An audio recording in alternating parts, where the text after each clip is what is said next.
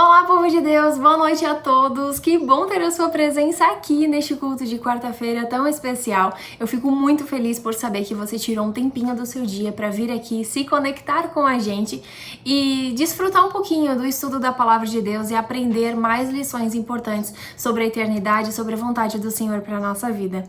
Bom, para quem não me conhece, eu sou a Lana do canal Cristão Declarado. Se você ainda não conhece, eu te convido a conhecer. É o Ministério Cristão Declarado, na verdade, que eu tenho há quase 8 anos e eu produzo vídeos para todas as plataformas digitais aí, principalmente nas redes sociais, para ajudar o povo de Deus nessa caminhada, principalmente para os jovens e adolescentes. Eu falo sobre assuntos super variados, todos pertinentes à vida cristã, então eu te convido a conhecer o canal Cristão Declarado, tá bom? Bom, nessa noite nós iremos estudar um pouquinho alguns versículos importantes que nós encontramos no livro de Miqueias. Miqueias é um dos livros pequenos do Antigo Testamento e que muitas vezes a gente não se atenta tanto para ficar lendo e estudando, por ser livros pequenos e mais esquecidos, digamos assim. Mas ele contém algumas coisas muito importantes, algumas lições muito maravilhosas para a nossa vida que com certeza vão agregar muito para a sua vida espiritual, assim como agregam na minha. Bom, antes de tudo, eu convido você a fechar os seus olhos para nós falarmos com Deus e pedirmos o direcionamento do Espírito Santo para este momento, ok?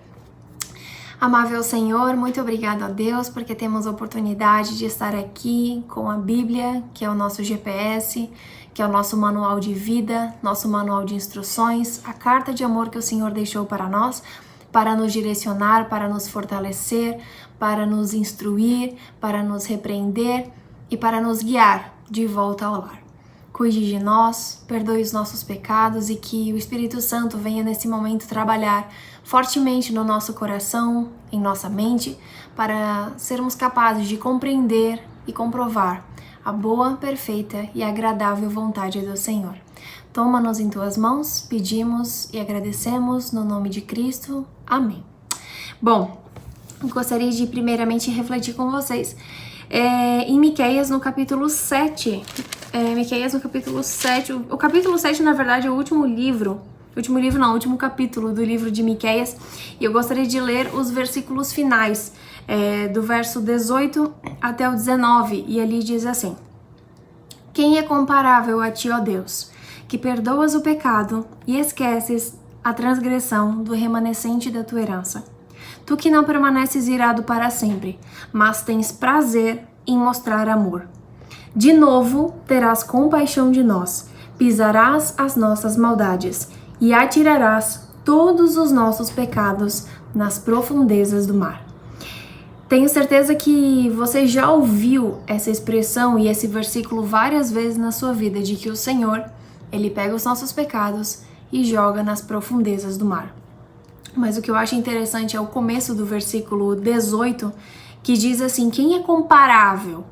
Quem se compara a Deus, que perdoa o pecado e esquece a transgressão do remanescente da sua herança? E essa é a pergunta que eu faço para você, é uma pergunta que a Bíblia faz para o leitor. Quem é comparável a Deus, que perdoa o pecado e esquece? O perdão do ser humano é completamente diferente do perdão de Deus. E isso você pode comprovar facilmente na sua vida. Se uma pessoa acaba magoando o seu coração, fazendo algo que você não gostou, que feriu, enfim, algo que não foi legal, e você até perdoa, a pessoa pede perdão, enfim, você perdoa. Mas é como se fosse uma ferida. A ferida abre, ela passa ali pelo processo de cicatrização e depois ela some, entre aspas. Mas quanto mais profundo o ferimento, maior vai ser a cicatriz depois, não é? Então assim, se foi uma coisa bem superficial, a gente acaba esquecendo, nem aparece. Mas no nosso coração é a mesma coisa, na nossa mente, na nossa lembrança. Quanto mais profundo foi o ferimento que a vida nos proporcionou ou que alguém fez para nós, o processo de cicatrização é mais lento e a cicatriz fica para sempre marcada em nós. E é dessa forma que nós lidamos com o perdão. Nós podemos dizer, tudo bem, eu te perdoo, passou, eu esqueço, né? Só que pode passar 20 anos. Se a pessoa errar novamente, no mesmo ponto, ou der indícios de fazer algo parecido com aquilo que você já teve uma experiência negativa há tempos atrás, com certeza a sua mente vai se remeter à primeira ocasião em que isso aconteceu e você vai se lembrar. A questão é que o perdão do ser humano, a gente perdoa e não esquece. Mas Deus, que é o nosso Salvador, que é o nosso Criador, ele diz que ele perdoa o pecado e esquece. Ou seja, a partir do momento em que você realmente confessa aquilo que você fez de errado ao Senhor, você reconhece o ponto em que você errou, você consegue detectar exatamente o que te fez cair, a atitude errada que você tomou, o caminho mal pensado que você está trilhando, ou alguma atitude que você tomou e você se arrepende por isso. Quando você consegue detectar exatamente a fonte do que te fez errar, e você admite para o Senhor, você pede ajuda, você reconhece, o Senhor ele pega o seu pecado e literalmente joga nas profundezas do mar. Ou seja, é uma metáfora, na verdade, né? Mas é porque a profundeza do mar de verdade não tem como nenhum ser humano chegar lá. Então, é algo pra realmente a gente pensar que Deus ele pega o nosso pecado e ele joga num lugar tão profundo que não tem mais como nenhum ser humano chegar ali e alcançar ali de novo. Ou seja, ele pega aquilo que você fez, independente do que você tenha feito. E isso parece um pouco estranho, um paradoxo difícil para nós, seres humanos, entendermos. Porque o nosso senso de justiça é bem diferente do senso de justiça de Deus. E às vezes eu até me pego pensando assim, já falei isso algumas vezes. Eu falo assim, ainda bem que eu não sou Deus, né? Porque o nosso senso de justiça é o aqui, é o agora, é fazer a pessoa pagar pelo que ela fez.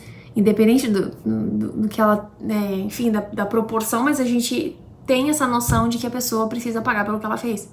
E claro, as consequências a gente vai carregar, a gente vai ter que colher. Mas eu acho interessante que Deus, a forma que ele lida é realmente para salvação, não é para punição.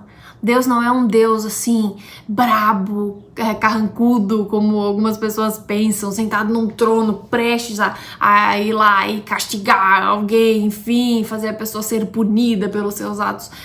Deus é um Deus de justiça, claro, assim como nós plantamos algo, nós iremos colher aquilo que a gente plantou, não tem como inverter a colheita, não dá.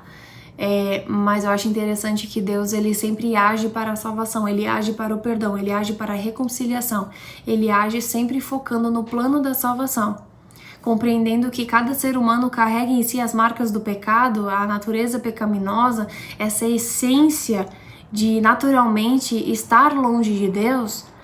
E se a pessoa realmente compreende a sua natureza, compreende que ela não é nada sem o Senhor e que ela errou e que precisa melhorar, o Senhor pega esse pecado que ela cometeu e joga nas profundezas do mar. E aí continua dizendo assim: tu que não permaneces irado para sempre, mas tens prazer. Deus ama mostrar amor. E de novo, ou seja, o que significa a palavra de novo? É novamente, é algo que já aconteceu e aconteceu novamente, aconteceu de novo, é algo que se repetiu. Então, de novo, o Senhor terá compaixão de nós. Pisarás as nossas maldades e atirarás todos os nossos pecados nas profundezas do mar. A partir do momento em que você reconhece o seu pecado, você confessa, você decide abandonar e pede ajuda para o Senhor, Deus pega o seu pecado e joga nas profundezas do mar. Só que aí vem a questão de que eu já recebi várias mensagens de jovens falando assim: Alana, eu já pedi perdão para Deus, mas eu não consigo me perdoar. Eu não consigo me perdoar, eu lembro do que eu fiz, isso eu não consigo esquecer, é horrível, enfim. Então o que eu preciso falar pra você, se você passa por isso, de ter cometido algum erro, e você não consegue se perdoar, você não consegue passar por cima, você não consegue se libertar de tudo isso, Mesmo você já tendo confessado, reconhecido, compreendido o ponto do seu erro, detectado aquilo que te fez pecar, e você se esforça para não cometer de novo, e você tem tentado viver em novidade de vida, mas aquilo ainda fica apertando o seu coração, mesmo que você já tenha pedido perdão para o seu próximo, se foi com alguém que você fez, ou um pecado consigo mesmo, você já tenha pedido perdão para o Senhor, mas enfim, você já está num processo de mudança de vida, e isso continua perturbando a sua mente. Eu preciso te dizer claramente que essa voz que está ecoando na sua consciência, te acusando dessas coisas, não é a voz do Espírito Santo. Porque o Espírito Santo, ele sempre age em conformidade com a Bíblia. Porque toda a Bíblia foi inspirada por Deus e útil para ensino, para compreensão e para educação na justiça. E a Bíblia foi inspirada pelo Espírito Santo. Homens inspirados por Deus foram que escreveram a palavra do Senhor. Então, o Espírito Santo sempre vai falar conosco em conformidade, em sintonia, em harmonia com os ensinamentos bíblicos. Por isso que se você sente esse peso, essa coisa ruim que às vezes te impede de caminhar, te impede de prosseguir, esse sentimento de culpa, sentimento de invalidez, sentimento de limitação, você tem que repreender isso, porque essa é a voz do diabo na sua vida, fazendo com que você se paralise, fazendo com que você ache que você não é digno do perdão de Deus. E fato, nós não somos dignos, mas a justiça de Cristo é imputada em nós. E pelos méritos dele nós somos sarados. Lembra em Isaías 53 que diz que pelas suas pisaduras nós fomos sarados? É exatamente isso. Então, quando você ouve essa voz te acusando novamente, você precisa repreender e esquecer. E entenda que todas as vezes que você nega esse perdão de Deus e você continua remoendo tudo isso em si, é como se você estivesse invalidando o sacrifício de Cristo na sua vida. Porque ele foi traspassado pelas nossas iniquidades. Ele foi morto por causa dos nossos pecados. O castigo que nos trouxe a paz estava sobre ele. E pelas suas pisaduras, nós fomos sarados. Então se apegue nessa esperança e lembre-se de que ninguém é comparável a Deus, que perdoa o pecado e esquece a transgressão do remanescente da sua herança. Ele não permanece irado para sempre, mas tem prazer em mostrar amor. E de novo terá compaixão de nós, pisará as nossas maldades e atirará todos os nossos pecados nas profundezas do mar. Que essa esperança do perdão de Cristo possa inundar o seu coração e fazer com que você viva em novidade de vida daqui até a eternidade. Nesse momento nós iremos finalizar o estudo da palavra e eu desejo do fundo do coração que esse versículo venha ecoar na sua mente durante essa semana para que você possa ser preenchido por essa esperança, por esse amor e por essa misericórdia e compaixão de Cristo que atravessa toda e qualquer barreira que a vida e a natureza pecaminosa impôs sobre você e te alcança independente de quão longe você já tenha ido. Vamos orar mais uma vez? Feche os seus olhos. Amável Senhor, obrigado a Deus porque temos a oportunidade de estudar a Tua Palavra e compreendermos ensinamentos tão maravilhosos que nos preenchem de alegria, de esperança e de amor. Cuide de nós, nos abençoe com a Tua presença e que possamos compreender melhor o Teu perdão, entender que a Tua vontade para nós, entender que a forma como o Senhor lida com as coisas da nossa vida, com a salvação e com o perdão principalmente é completamente diferente da forma como nós seres humanos lidamos com questão de perdão, de justiça e de tantas outras coisas. Que o Senhor tome nossa vida em Tuas mãos e nos ajude a compreender plenamente a boa, perfeita e agradável vontade do Senhor para a nossa vida e que os Teus sonhos se realizem em nós.